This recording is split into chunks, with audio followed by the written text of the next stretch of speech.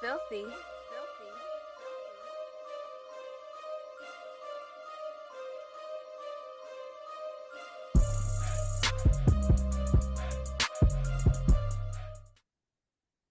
Peace and blessings, peace and blessings. Welcome to another episode of the Prolific Perspectives Podcast. Today, I have millionaire mindset coach and business therapist, Miss Lashana West, joining us. Miss West, it's an honor and a pleasure. I appreciate you taking the time to chop it up with us on the pod. No problem. Thank you for having me. Absolutely, absolutely. So for those who are not familiar with you and your work that you do, can you kind of let us know, like, how did you even get into the business of being a millionaire mindset coach? Like, how did you get into the coaching business, and then like what like gave you the vision to go like, no, I'm the millionaire mindset coach, I'm the business therapist, like this what I do, this who I be. Like, how did that all come about? Great question. So, again, my name is Lashana West, and I am a business therapist and mindset coach. And the reason why I coined the word business therapist is because I'm the best of both worlds. Some people are like, is she a real therapist? And the answer is yes. I am a real mental health therapist. My master's is in clinical counseling. I've been a therapist for 20 plus years. And about 5 years ago, I moved into entrepreneurship, and I seen the gap when it comes to mental fitness and mental health merge with business.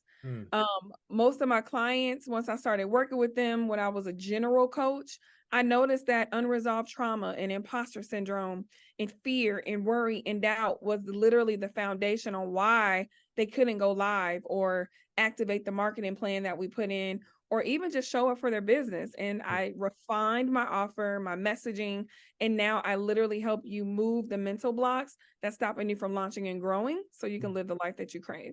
No, I love it, man. I really do, because I run across a lot of people who deal with and suffer with some of that too. And I'm gonna be real, like even myself, I could talk in a live event on a stage in an arena where it could be 10,000 people in there, and I don't have a problem with that because I've been doing it for a while. But I don't have I have an issue with talking directly to the video. Like if I'm creating content, like I'm not comfortable talking to the video. So that's something I might need to holler at you, get a session by myself, because it's like I'm comfortable talking with people, whether it's virtual, whether it's like this, whether it's in real life, whatever. And it doesn't matter how big or small the crowd, but it's just something about just being me and the camera. I'm not sure what that's about, but, and I know a lot of people can benefit from, having someone like you to be there, to be that coach and that guy. So like, how did you, like, when you made that transition, like what were like the first clients that you had, and then how did that come about where you was even actually able to get them, to believe in your vision and to believe in the services that you were able to provide for them? Yeah. So originally I was doing more so clarity and confidence coaching. Okay.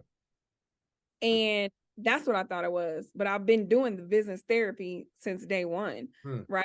When you think about it, when you go to a therapist, they're helping you maybe overcome fear, maybe navigate a recent breakup or even some trauma you've experienced. When you work with a business coach, helping you with your messaging and your marketing and all the things. Well, when I was working with my clients, I was giving them the whole pie, which was business therapy, even though they signed up for one slice. And I said, well, if I'm giving them the whole pie, let me literally front face and share what I'm truly doing, which is business therapy, and educate them about what that looks like, what that means, so I could get paid for what I'm actually providing, and they can sign up for the true transformation instead of, oh, I'm a little confused, I need clarity. No, I help them, number one, build the courage to even say the thing that they truly want to do, which then helps them to be more confident, which leads to the clarity I'm taking out through my framework. No. I want to know this, actually. Yeah, it's actually a succeed framework, and it's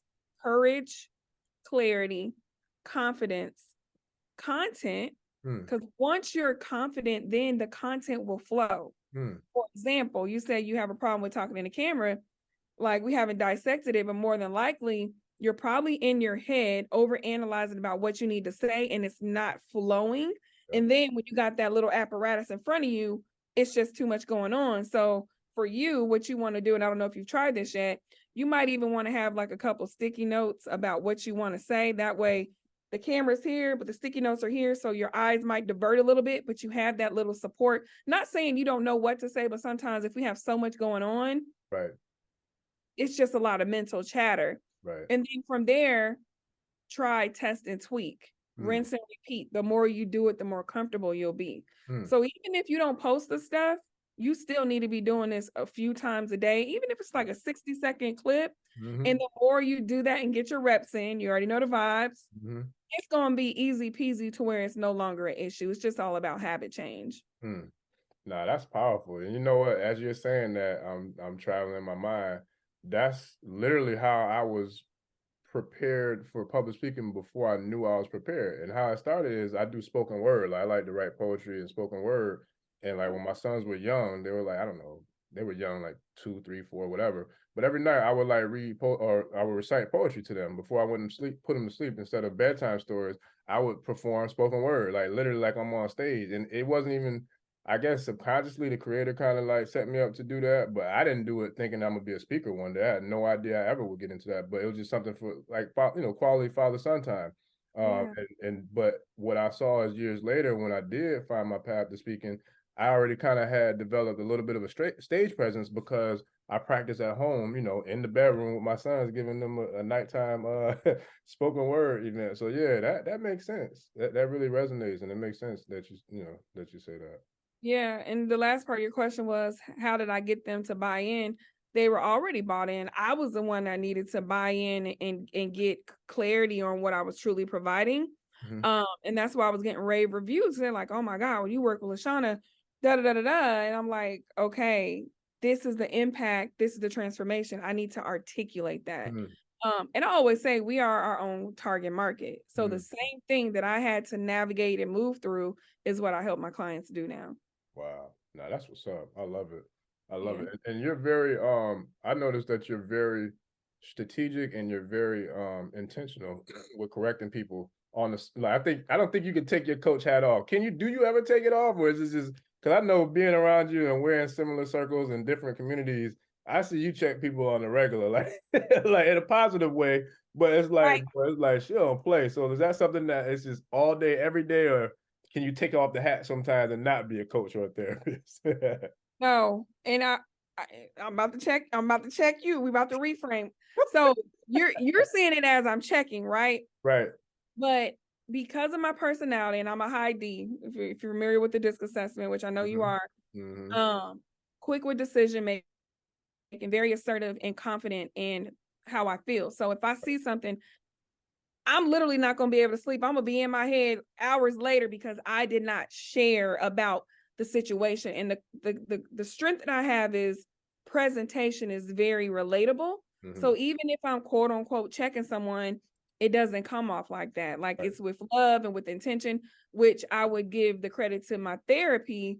Being a therapist, it's all about the approach. So no, I can't take it off. If I do take it off, I'm intentional. And I'm like, okay, Lashana, take it off. And I still can't take it off. But what I do, I'm more conscientious and being more subtle.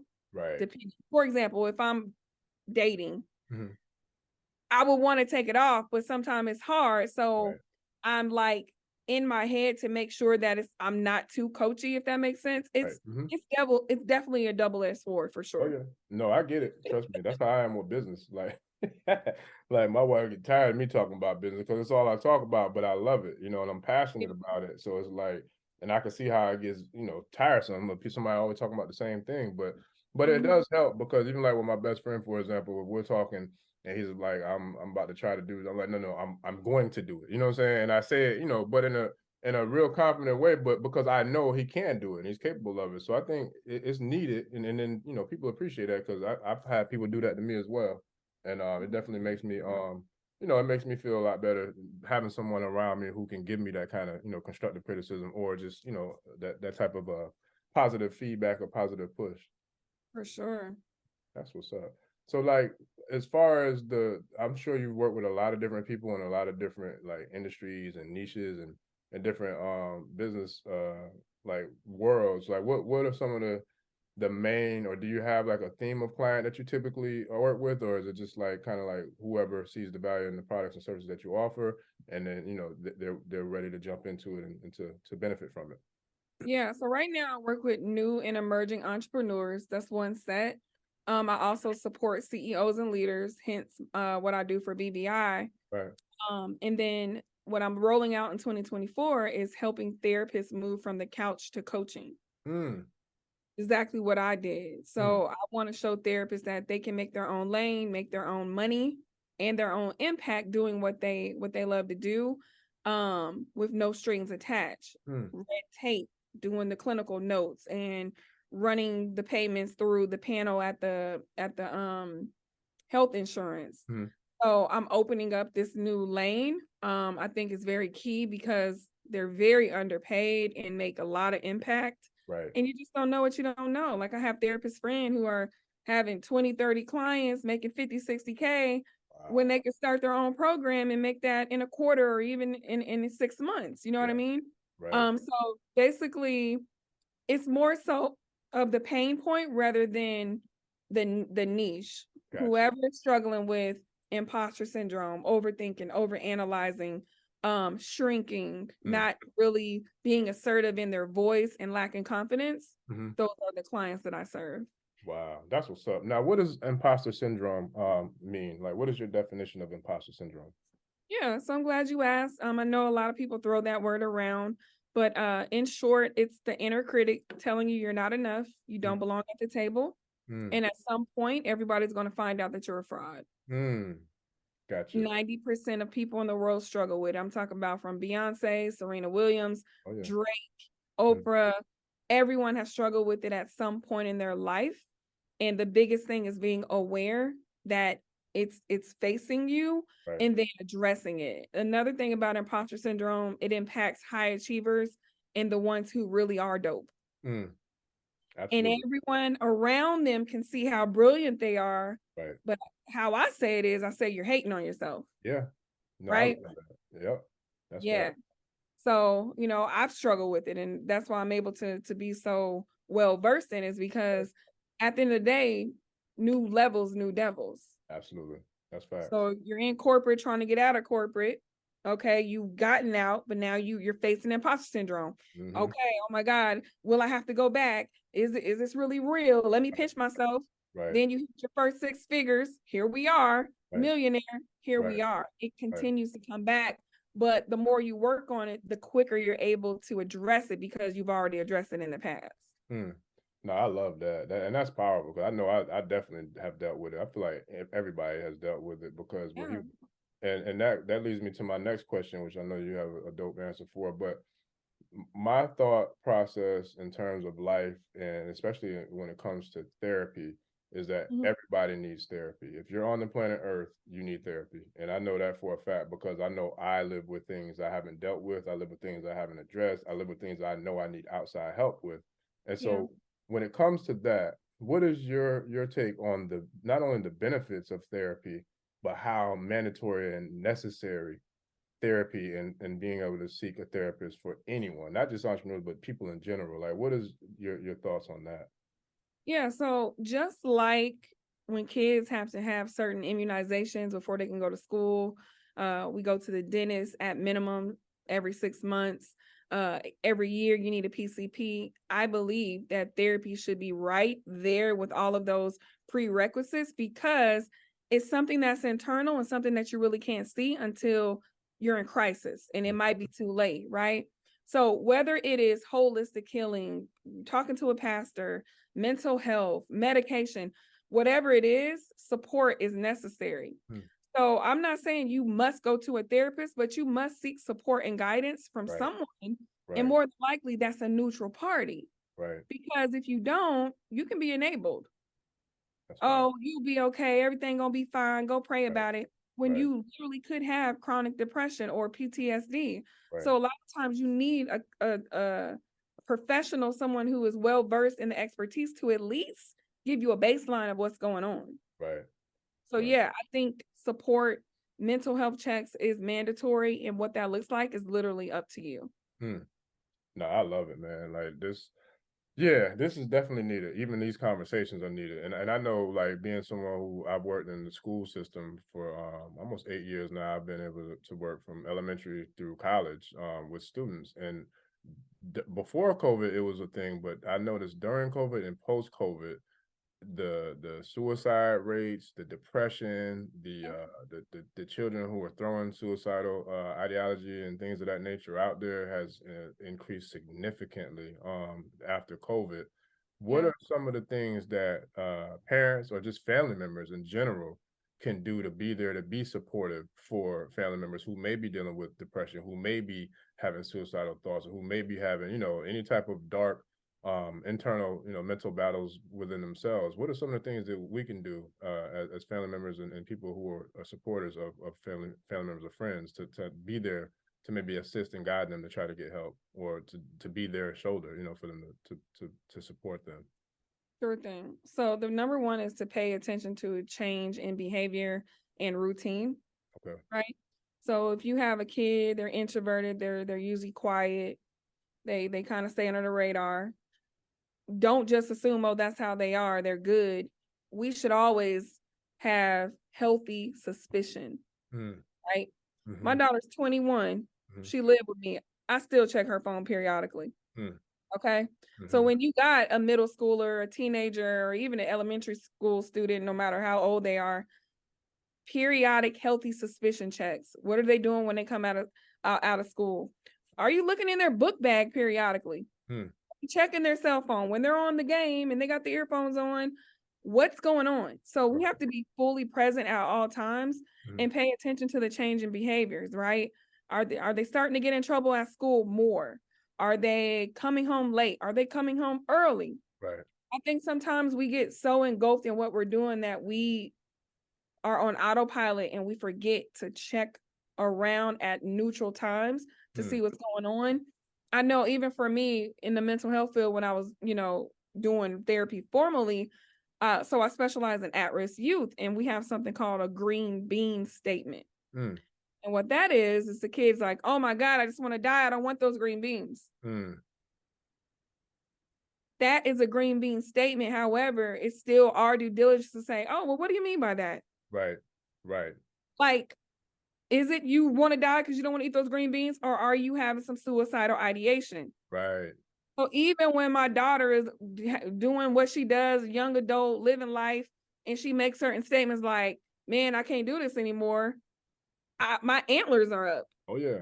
I check in, I'm leaning in. Well, what you mean by that? Have you been feeling kind of down? Yeah. Well, what does that look like? Right. So I'm not saying be a therapist, but you need to ask some more in-depth questions. And it never hurts to err on the side of caution, That's facts. right? Yep. I've even had to ask her, so you think we want to go check in with a therapist? And she's on a spiritual journey, so she does her own holistic things. But Mm. that does not mean that at some point we might need to do the clinical route, Right. Right. because holistic and spiritual and mental health, it could get very, very sticky. Oh yeah. Yeah. Right? That's a whole nother podcast episode. Listen, and it's one we're gonna have to have, because I can speak to that in a certain aspect, because I've been blessed to elevate in terms of the spirituality aspect, and to kind of take on a higher role with spirituality. And that's something, we can get into in another conversation, but I see it that way. And by having access to certain tools and divinatory, tools and things that you can utilize to really tap into a higher level of consciousness and information, I'm able to see things that are going on from a different perspective. And it's like, wow. And then to be able to present that information to whoever I'm consulting with, and to be spot on, it takes it to another level. But at the same time, I don't feel like, even if you're heightened on your spiritual awareness or aspect, that you can kind of like diminish or downplay what it takes for the mental aspect or the psychological aspect, because they're all still three different lanes, when you're talking about what makes us as a person. So you still need the balance, even if you're going for the holistic approach or for the spiritual, enlightenment or the spiritual path of elevation. You still, I feel like, even myself, I still need to see a therapist and to check in to, make sure that everything is good. So no, that's powerful for sure. That's what's up.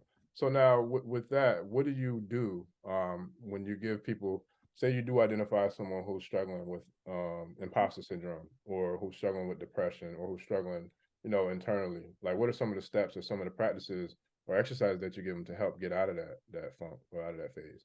Yeah. So because I'm not doing formal therapy, I do business therapy, right? Mm-hmm. Most of my clients either A, have a therapist, or if I feel like they need one, I will refer them to one. Mm. Because we are doing, I would say, some unique work. What we're doing is identifying what the blocks are that's impeding them to move forward in their business. And if it is unresolved trauma, or I'm seeing that it's looking like depression, I'm not going to call it that. And I'm not going to label that, because I'm not in my therapy hat when I'm working with them. So if they're like, man, I've been having declining appetite, I'm not really feeling motivated or energized, and I'm sleeping a lot. Well, how much are you sleeping, man? At least the whole day, and I don't even want to brush my teeth. Okay, those are symptoms of depression. I'm not going to say, girl, you depressed. Right. Instead, I would say something like, wow, it sounds like you got a lot going on. Have you talked to a therapist?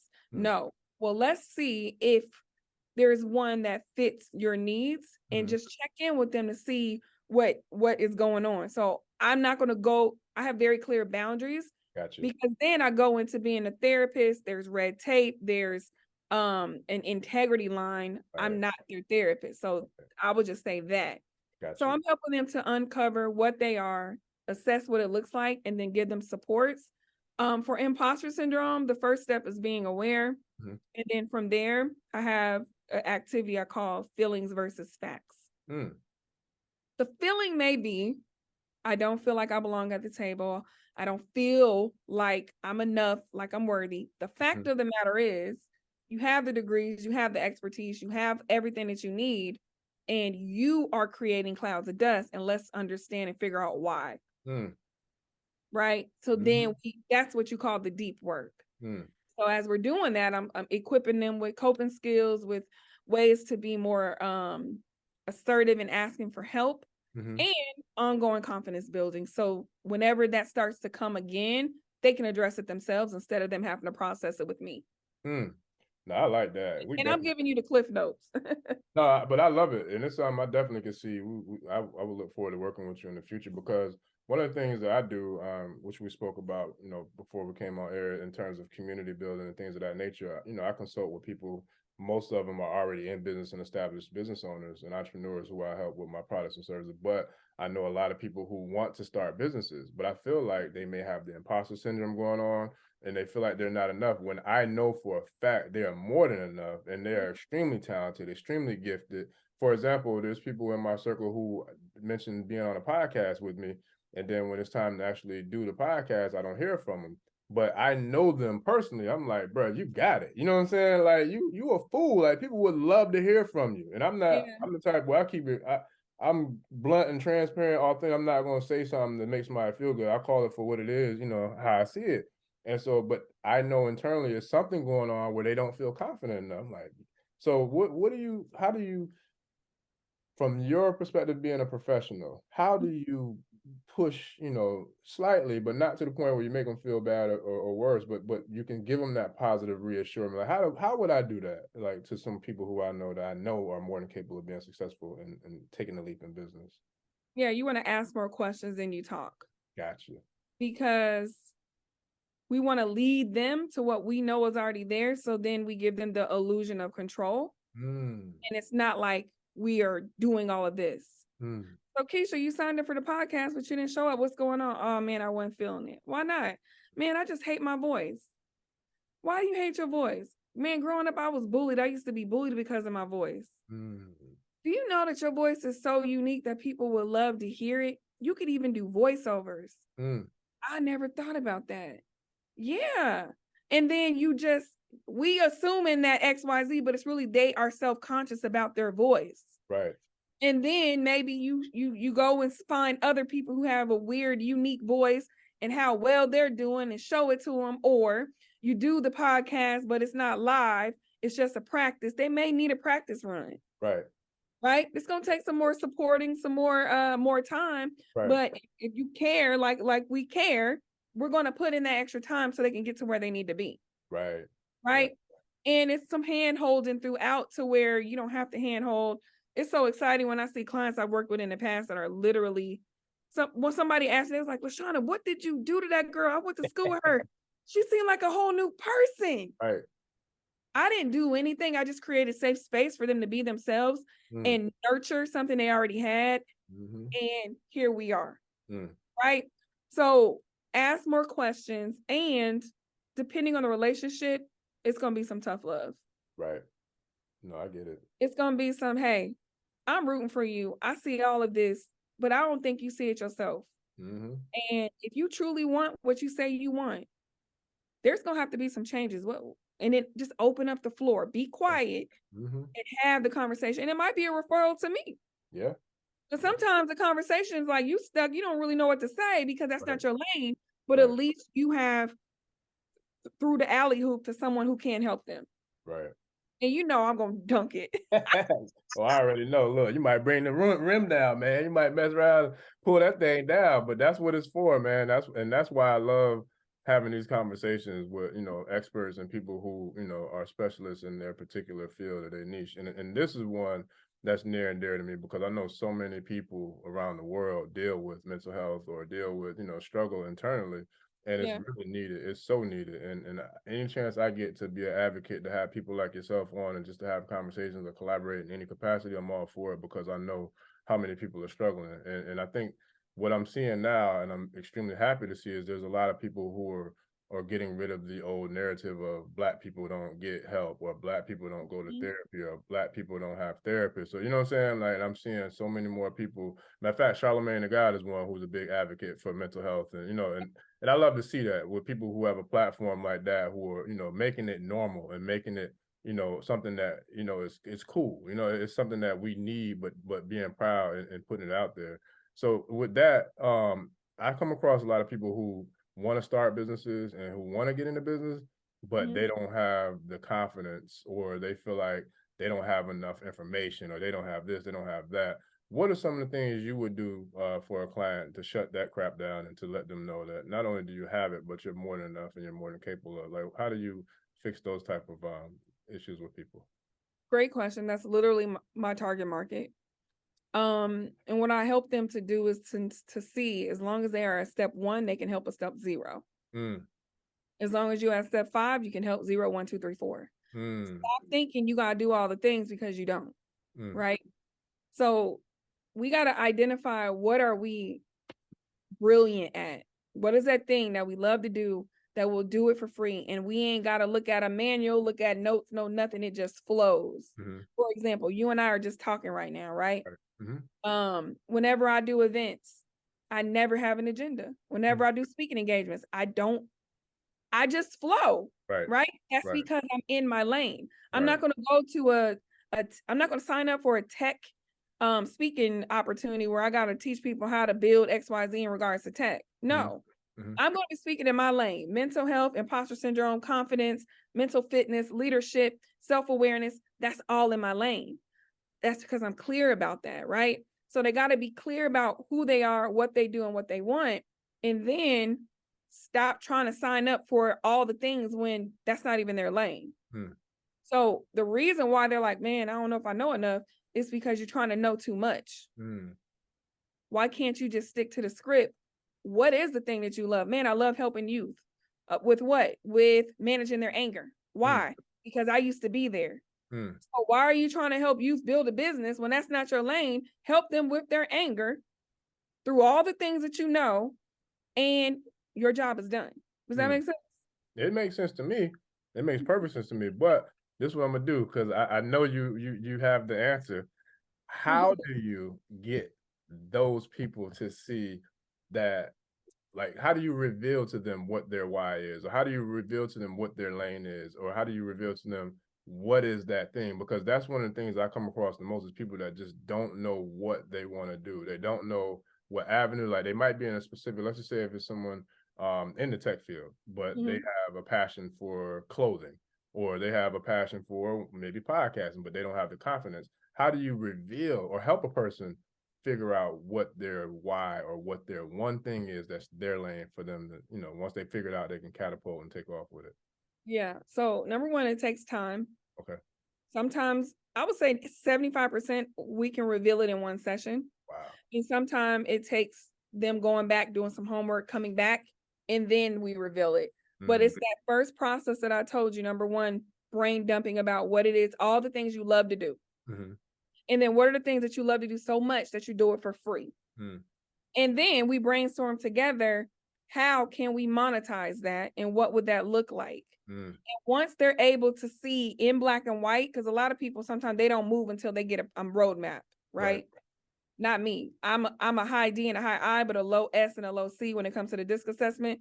So I don't need a roadmap. I'm so confident and so intuitive that I'm just gonna make it do what it do and then figure it out later. Some people are not like that, right?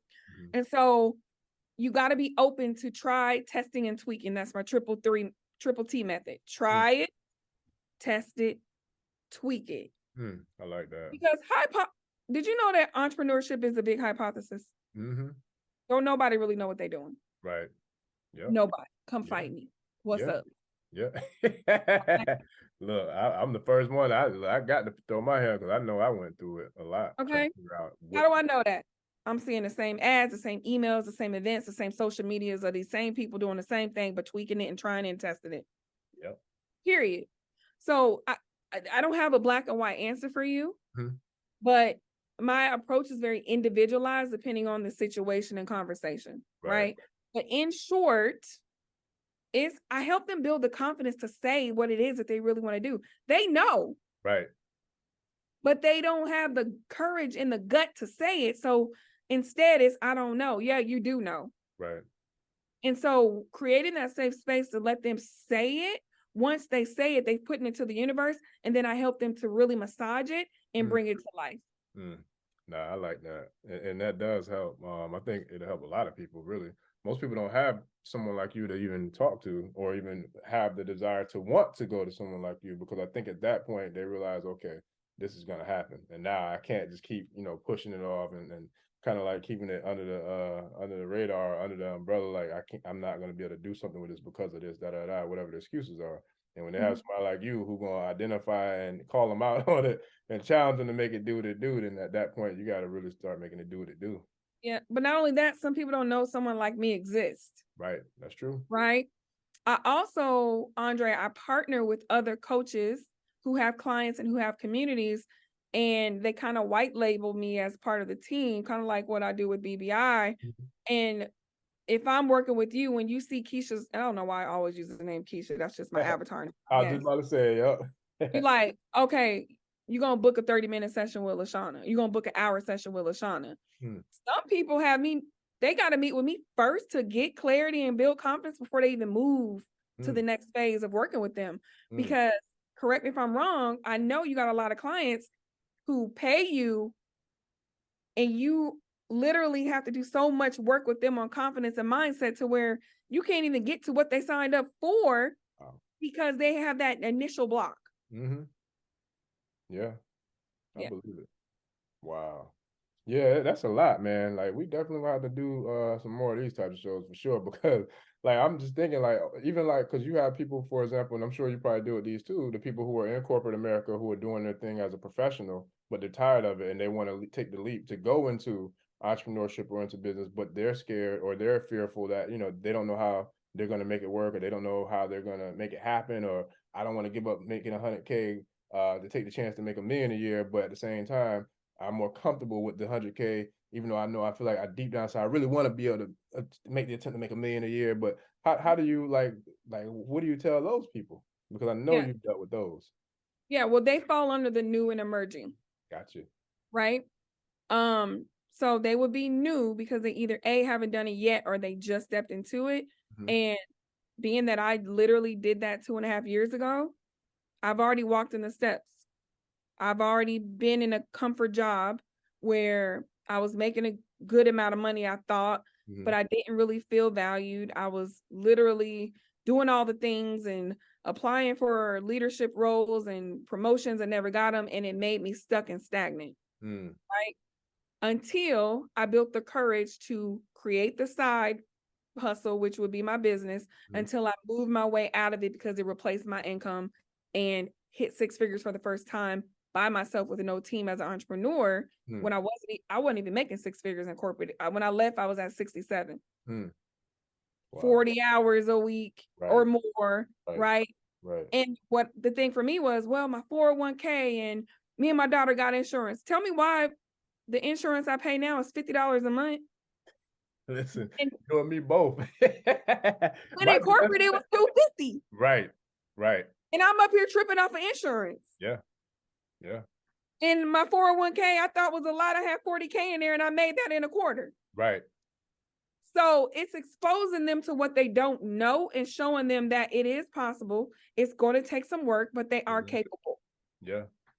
Listen, God didn't bring me this far to drop me off here. I think if enough of us had the true faith in that, then, and it's not easy because I took the leap last September. It's not easy, and I talk about it all the time because I deal with people who want to do it too. But one of the things I'll never trade is the opportunity of knowing that I'm betting on me. You know what I'm saying? And I got to get up and get out and get something. I got to make it happen. And if it don't happen, the only person I can blame is me. So I think that's something that a lot of people, I feel like, don't know or are really fearful of making, making the jump. But I look at it, you can't make the shot if you don't take the shot. So, you got to take it. Very much so. But I also say this, behavior is hard to change. If I've been in corporate for 20 plus years, got these degrees and I got them so I can get in corporate to do, it's going to be hard for me to just make a decision to leave all that and just wing it, if you may, without a plan. Right. So you have to expose yourself to people who have already done it. Talk to people who understand instead of, girl, you about to leave that good job. Right. Right. Like, it might be your parent or your significant other, right. or your best friend who's talking against it. You have to silence the noise and the naysayers and get around those who actually know that it's possible, so you can literally do the thing that you truly want to do and get paid well to do it.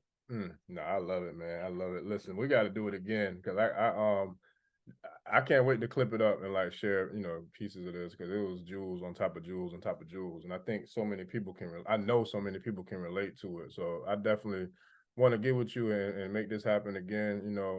Who knows how many times as you willing to do it, because I know it's needed out there, and I love having these kind of conversations. So with that being said, and all the jewels and the knowledge and the value that you've added to the audience today, what would be, in closing, something that you would like for the listeners who do watch this episode to take, and do something with it and run with it? Yeah, I would say if anything that we said, because we said a lot, resonated and made your hairs rise on your arms or your palms sweaty, or you had to clutch your pearls because we're talking to you, then you need to do something about it. Don't just let it go off in the abyss. You need to do something about it. If you're like, well, sis, what do I do? Well, you can literally book a complimentary clarity call with me. All you have to do is DM the word breakthrough on Instagram. Because I just want you to get to know more about who I am and what I'm doing. Not trying to pitch you nothing. Because sometimes we don't know what we don't know, right?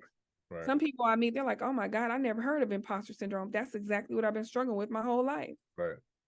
Or, oh my God, I was bullied in the past. And that's exactly why whenever I show up online, I start to get nervous because people used to make fun of me about da da da. Right. Right. So it's just about being more aware of what's holding you back and then reaching out to someone to help you with that. No, I love it. And listen, you might not pitch, but I'm gonna pitch. Y'all holla at her, man. No, that's real though, because I've been, I've had the opportunity of working with Lashana and being in the community with her, in the BBI, and I've seen what she does, on a community level, and I know just off of the little, interaction that we've had, individually. Like you were the reason why I was able to get the position I got, because you kind of held me accountable. Not kind of, you held me accountable about applying, to be a coach in the BBI, and I almost forgot, and I'm grateful for that, because it gave me an opportunity to do what I love to do, in a community that I love to be a part of. So it's like, I know that you know what you're doing. I know that you do what you do. So I'm gonna say it, like, y'all holla at her, at Lashana West on Instagram. That's what it is, right? And I'll have the link in the bio in the show description as well, because I've seen it, and I know what you do, and I appreciate you for what you do, and I definitely appreciate the opportunity of having you on here. And I look forward to doing it again, because people need these types of conversations, and they definitely need your services to help to take to the next level, for sure. Thank you so much. I appreciate that. Absolutely. Absolutely. So it was an honor and a pleasure. I appreciate you, and I look forward to doing it again in the near future. So with that being said, ladies and gentlemen, this has been another episode of the Prolific Perspectives Podcast. Please hit the like, share, and subscribe button, and we will see y'all again next week with another new episode. We out. Peace.